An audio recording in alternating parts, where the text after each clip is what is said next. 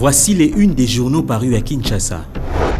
Le potentiel constate un malaise au sein du gouvernement et titre « Le super doué accapare les pouvoirs de ses ministres ».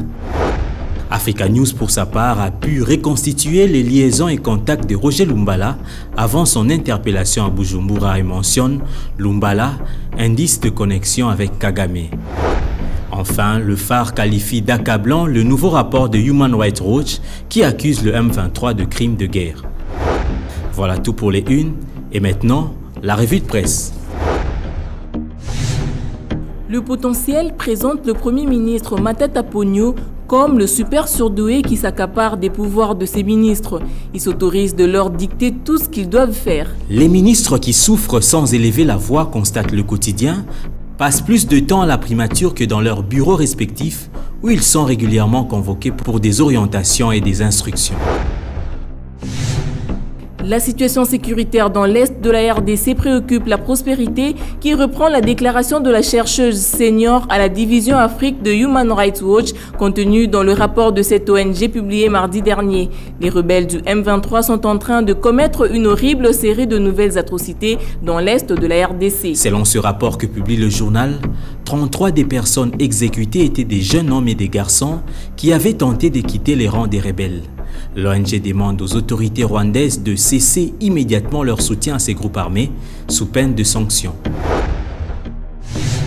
Le Rwanda est également cité par Roger Lumbala comme principal parrain de M23 lors de son interrogatoire à Bujumbura où Africa News a pu reconstituer ses liaisons et ses contacts avant son interpellation dans la capitale burundaise. Les renseignements recoupés sur ces missions clandestines au Rwanda établissent, comme le signale le tabloïd, entretiendraient des relations suivies avec le capitaine Célestin Senkoko, secrétaire particulier du général James Kabarebe.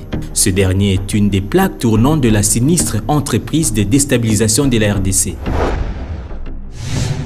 De cette affaire douloureuse et révoltante, passons aux choses gaies avec la prospérité qui voit Bois-Bois, Ndayuel et Chiyoyo mobiliser les opérateurs économiques pour le sponsoring du Forum des entreprises et investisseurs du monde francophone qui se tiendra du 8 au 10 octobre prochain à Kinshasa. Le journal accorde la parole au directeur général de l'ANAPI qui promet aux entreprises souscriptrices au sponsoring de ce forum, premier dans l'histoire de l'EIF, de nombreux services pour la visibilité et la promotion de leur entreprise.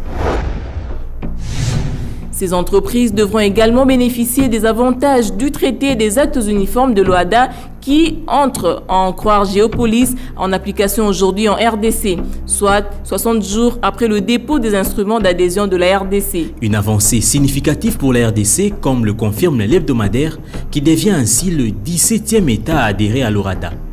Elle permettra au pays d'améliorer son climat des affaires et de respecter l'état des droits. Le secteur de transport devra également être assaini puisque le phare constate que les arrêts de bus à Kinshasa sont devenus de vrais nids à voleurs. Deux carrefours de la capitale sont réputés, le rond-point Ngaba entre les communes de Makala et Ngaba ainsi que la place Victoire dans la commune de Kalamu. Désormais, poursuit les quotidiens, avec l'arrivée des taxis-motos en masse dans la ville, il y a un nouveau genre de voleurs à l'arraché. Fin de cette revue de presse, merci de l'avoir suivi.